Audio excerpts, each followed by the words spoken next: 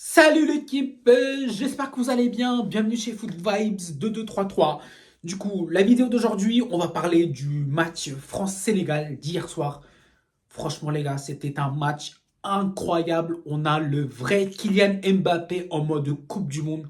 Ce mec-là, la Coupe du Monde, c'est sa compétition. J'ai l'impression que la Ligue des Champions, championnat, il n'est pas trop intéressé. Sa compétition préférée, c'est la Coupe du Monde, les gars. C'est sa troisième Coupe du Monde en 2018. Il a été champion du monde en 2022. Il était à deux doigts de la gagner. Et là, en 2026, je pense qu'il est vraiment parti en mode conquête pour la troisième étoile. Franchement, c'était un match très très tendu, surtout lors de la première période. Les Sénégalais, ils nous ont bien poussé, ils nous ont poussé à bout. Ils auraient même mérité d'ouvrir le score, notamment avec un but de Jackson Martinez repoussé par le poteau et également une frappe d'Ismail Assar juste avant la mi-temps, au bout du temps additionnel. C'était la 46e minute. Débordement de Sadio Mané côté gauche et Ismail Assar, il avait plus qu'à conclure, mais le mec il tire au-dessus des cages.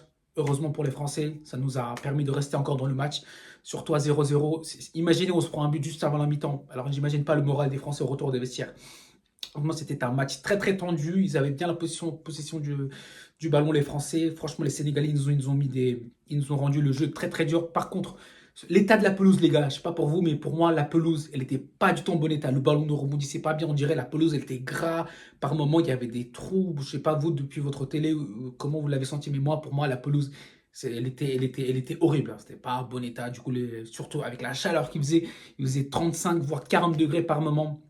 Ce match-là, le cooling break, les gars, c'était mérité. C'était pas pour la pause pub ou pas, mais là, le cooling break, les joueurs, ils se sont donnés à fond. Au bout de la 23e minute, le cooling break, c'était tout à fait normal.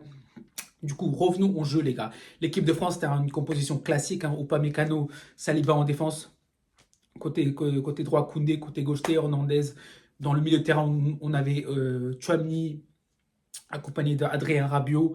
Et surtout, c'était l'attaque qui m'a posé un peu de souci. On avait à droite, pardon, on avait Olysée. En numéro 10, on avait Ousmane Dembélé. Ousmane Dembélé, c'est pas son poste. Je vais parler de lui bien sur la vidéo. Restez en ligne. Du coup, à gauche, on avait Désiré Doué. Et dans l'axe, on avait notre monsieur Mbappé qui s'est chargé de la mission en deuxième mi-temps. Par contre, Ousmane Dembélé, je ne sais pas si tu as un problème avec Deschamps ou Deschamps te fait exprès de te mettre en numéro 10.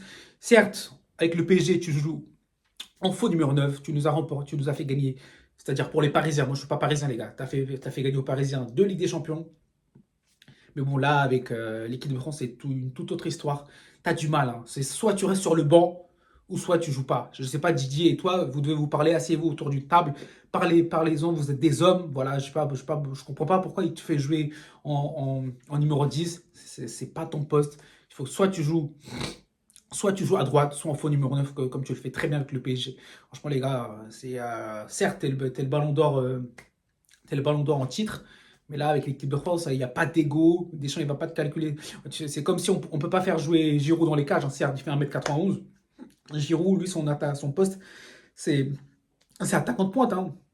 Vous voyez, on peut pas jongler avec les positions. Certes, l'équipe de France, un quator, un quator de talent offensif incroyable, pléthorique. Jamais une équipe de France n'avait eu autant de joueurs exceptionnels de qualité, surtout en attaque, hein. Je ne parle pas des Barcola, des Ryan Cherki, c'est incroyable, franchement. En tant que Français, on doit se régaler d'avoir une équipe. On peut carrément aligner deux équipes sur le terrain, quoi. On peut carrément faire tourner l'équipe. Franchement, c'est un luxe qu'on doit profiter, les gars. J'espère qu'on ne va pas flopper parce qu'avoir autant de talent offensif, on peut aussi flopper directement. Franchement, faites attention à ça. On va voir comment va se dérouler. Du coup, victoire de l'équipe de France 3-1. Tout s'est joué en deuxième période.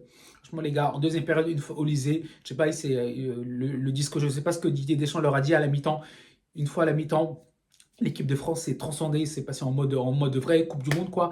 On avait un Olysée exceptionnel sur son côté droit, pardon. Il nous a régalé, notamment le premier but. C'est une passe de Michael Olysée, juste qui arrive juste devant les cages pour Kiki Mbappé, qui frappe en pivot, qui croit sa frappe. Franchement, ça fait 1-0, ouverture du score amplement méritée pour l'équipe de France à la 65e minute, il me semble. Franchement, Kylian, c'est à ce moment-là que Kylian s'est mis en mode Coupe du Monde, les gars. Il s'est vraiment donné à fond, à fond. Et ensuite, on a essayé de marquer le deuxième but, on n'a pas réussi. Après, nous avons fait rentrer le super sub Bradley Barcola. Lui aussi, également, l'équipe de France. Franchement, le Didier Deschamps, tu peux compter sur un ensemble de joueurs, c'est-à-dire les 26 joueurs qui seront concernés, même s'ils jouent 2 secondes, 2 minutes. 20 minutes. Ils vont se donner à fond. Ils vont se mouiller le maillot. Là, carrément, Bradley Barcola, il mérite, il peut postuler à une place de titulaire pour le prochain match face à l'Irak. Et voilà, c'est à toi de décider, Didier. Ce sera ta dernière Coupe du Monde. J'espère que tu vas nous faire les bons choix pour emmener cette équipe de France le plus loin possible lors de cette Coupe du Monde-là.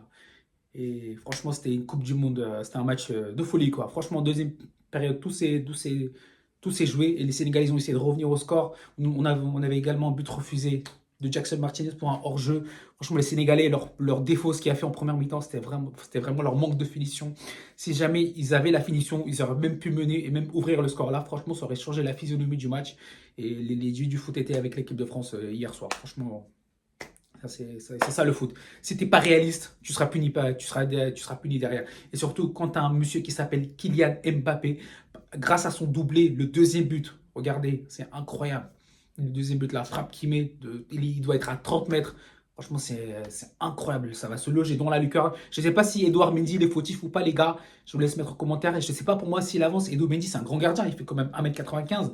Mais là, Kylian, il a réussi carrément le ballon a passé par-dessus Edou Mendy. Franchement, incroyable but, hein. Franchement, c'est à ce moment-là ils sont revenus au score à 2-1. Didier Deschamps, il a jeté la bouteille. Franchement, Théo Hernandez, il s'est fait enrhumer par le joueur qui a fait la passe pour Mbaye Niang. Franchement, les gars. Non, pas Mbaye Niang, pardon. C'est le joueur parisien, là. Mbaye, voilà, pardon. C'était franchement incroyable, les gars. Franchement, c'était. Oh là là là là. Le but qu'il a mis, le joueur sénégalais. Oh là là, franchement, c'était dingue. Franchement, Théo Hernandez, t'as du boulot à se faire. Heureusement que l'équipe de France a marqué juste derrière par Kylian Mbappé, notamment cette frappe de loin là. Franchement, c'était une frappe incroyable. 3-1. On a plus de au goal average. Ça, du coup, par la même occasion, il devient le meilleur buteur de l'équipe de France avec 58 buts. Il vient de dépasser un certain Olivier Giroud en tête des classements des buteurs, les gars. Franchement, il a que 27 ans. Il va avoir 28 ans cette année. S'il est encore en bonne santé et qu'il ne se blesse pas, il peut encore jouer facilement deux Coupes du Monde, voire trois Coupes du Monde, s'il arrive à vraiment à pousser jusqu'à 40 ans comme Cristiano Ronaldo, franchement, les gars, il a de quoi, il a pas à s'inquiéter. Même si hier, Messi a rattrapé Miroslav Klose avec son triplé face à l'Argentine, franchement, je vais parler de Messi rapidement. Là, on parle de l'équipe de France, mais Messi, c'est un extraterrestre. Il a 39 ans. Hier, le match, j'ai vu tout le match. Ouais, je suis resté éveillé jusqu'à 3 heures du matin, les gars. Et je me suis endormi à 5 heures à la fin du match. Franchement, ce gars, quand il joue, il court, on dirait, il s'entraîne, il trottine sur le terrain. Tout ça à 39 ans, c'est incroyable. J'ai peur que les Argentins fassent le back-to-back. Même si en face, l'opposition était très faible, c'est les Algériens. Franchement, les Algériens, je vous aime, les DZ. J'ai beaucoup d'amis DZ. Franchement, je vous kiffe les DZ. Mais hier, le match, vous n'étiez pas à votre niveau. Je ne sais pas, je sais pas hier ce que c'était le fait de jouer sous la chaleur ou le décalage horaire. Je ne sais pas, les gars. Mais hier, les Argentins, il y avait de la place, hein, en première mi-temps. Pourtant, vous avez ouvert le score, but refusé sur un hors-jeu sur un hors-jeu valable, hein. Franchement, il n'y avait rien à dire. Franchement, même les Argentins, ils ne savaient pas quoi faire à votre ouverture du score. Franchement, en première mi-temps, vous avez essayé de vous donner. Après, en deuxième mi-temps, vous avez un joueur qui s'appelle Lionel Messi. Face à ce type de joueur, vous ne pouvez rien faire. Et moi, j'ai peur que les Argentins fassent le back-to-back. On verra par la suite de la compétition. J'attends qu'ils rencontrent des adversaires un peu plus huppés pour voir réellement le niveau de l'Argentine. Voilà, c'était mon petit parenthèse sur Lionel Messi. Franchement, pardon les gars.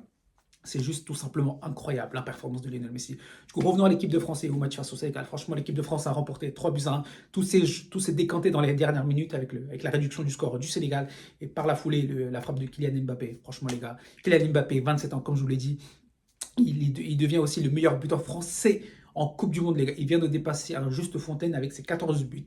Du coup, il est plus qu'à 2 unités du meilleur buteur jusqu'à actuellement co-meilleur buteur avec Lionel Messi, un certain Miroslav Klose, les gars. C'était un attaquant légendaire en Allemagne dans les années 2006-2010. Il nous aura fait rêver, les gars. Franchement, Miroslav Klose. Ton record va bientôt tomber. Là, tu es à égalité avec Lionel Messi, mais Mbappé, s'il continue comme ça, il va rattraper, voire dépasser ton record dès le prochain match. C'est qu'une question de temps. Et voilà, quoi. Franchement, le match, c'était un match costaud. Là, l'équipe de France, elle a envoyé un message très fort aux autres équipes. Là, franchement, la France. Pour moi, je ne voyais pas l'équipe de France gagner. Pour moi, c'était un match cadenassé. Déjà, à la mi-temps, je me suis dit, bon, ça va se terminer sur peut-être un 1-1, 0-0. Mais tout s'est décanté dans les dernières minutes, les gars. C'est ça la force de l'équipe de France. De rien lâcher jusqu'au bout, malgré la chaleur, même si c'était étouffé. Vous avez beau critiquer Kylian. Même Kylian, il dit à la fin du match, si je dois répondre à tous les gens qui me critiquent, je dois jouer jusqu'à mes 80 ans. Il a raison. Il a raison. On a beau le critiquer avec le Real Madrid. On lui a fait que cracher dessus. Notamment, même moi, je lui crachais dessus. Mais là, avec l'équipe de France, c'est une autre histoire. C'est totalement différent, les gars. Avec l'équipe de France, il se donne à fond, il se mouille le maillot. Hier, vous avez vu du début à la fin. Il n'a pas relâché ses efforts. Il a sur des phases, quelques phases, il a même commencé à défendre. Même son frère Ethan, il lui a demandé quand est-ce que tu vas commencer à défendre. Et là, je pense que là, il a compris. Il l'a dit lors d'un entretien récemment aux journalistes. Il a dit, je dois, comme le disait Luis Enrique à l'époque, je dois commencer également à défendre pour améliorer mon jeu. Là, c'est ce qui manquait à son actif. Là, hier, il a fait quelques phases défensives. C'était très intéressant. Même si pendant tout le match, il n'était pas en repli défensif, mais sur ces quelques phases, il était là. Moi, je me suis tapé le match en replay en intégralité parce que à l'heure du match, j'étais au boulot. Malheureusement, du coup, j'ai pas pu voir le match en intégralité. Hier, je suis rentré, je me suis retapé le match en intégralité. Franchement, c'était un match à voir quoi, en replay. Ça valait le coup, les gars. Franchement, les gars, voilà, je vous ai tout résumé. Du coup, on verra le prochain match face à l'équipe de France. De l'équipe de France, il me semble que c'est face à l'Irak le 23 juin. Et le match est à 23 h, les gars. Voilà. Du coup, je vous laisse mettre en commentaire le prono du prochain match de l'équipe de France, les buteurs, si jamais vous avez les buteurs en tête, et si jamais Kylian Mbappé, pardon, est-ce qu'il va dépasser Miroslav Klose ou est-ce qu'il va le rejoindre en termes de but à la Coupe du Monde. Voilà, plus ou moins j'ai résumé pêle-mêle de ce match. Voilà. Après, je vous laisse mettre en commentaire si j'ai raté des événements de ce match. Voilà. Du coup, les Sénégalais, rien n'est perdu. Vous avez encore deux matchs. Et dans le même temps, les Norvégiens, pardon, ils ont gagné 4 buts 1 face aux Irakiens. Franchement, ouais. Le Cyborg aussi, il a répondu au tac au tac avec Kylian. Kylian, il fait un doublé et le Cyborg, il nous remet un doublé. Franchement, ce duel-là entre Kylian Mbappé et Erling Haaland, le match face à la Norvège, je l'attendais déjà de pied ferme, les gars. Je pense que ça sera un match décisif pour la première place. Franchement, voilà, on a hâte de voir ce que ça va donner. On attend la suite de la compétition, les gars. Voilà. Du coup, je vous laisse mettre en commentaire les, vos réactions, quel match vous voulez que je débriefe. Là, malheureusement, avec mon emploi du temps chargé, je ne peux pas vous faire un débrief de tous les 104 matchs. Pour moi, les gars, c'est impossible. Je fais de mon mieux. Comme je vous l'ai dit, je viens de débuter sur la plateforme rouge. Du coup, je vous laisse mettre en commentaire les points négatifs et les points positifs. Du coup, n'hésitez pas à mettre en commentaire. C'est vos retours qui vont me permettre d'améliorer ma chaîne. Du coup, les gars, je compte sur vous. Et voilà, les gars. Du coup, portez-vous bien, les gars. Je ne sais pas quand est-ce que vous allez voir la vidéo. Bonne journée, bonne soirée ou bonne fin de matinée, les gars. Quoi qu'il arrive, prenez soin de vous, faites attention, les gars.